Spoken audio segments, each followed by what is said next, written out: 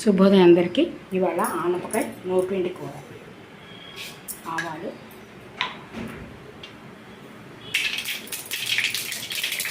ఆనపకాయలు తోలు తీసి సన్నగా కట్ చేసుకున్నాం.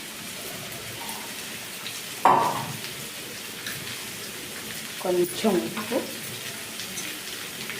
పసుపు వేసి సన్నగా సెగన మగ్గనివ్వాలి. కూర అంతా బాగా మగ్గిపోయింది.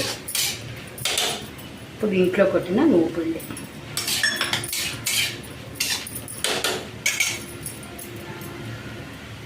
ఫ్రెష్ కరివేపాకు,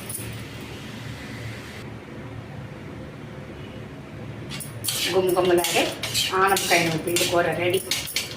వేడి వేడి అన్నంలోకి, చపాతీల్లోకి చాలా బాగుంటుందండి. Very taste. నువ్వులు ఒంటికి కూడా చాలా మంచిది.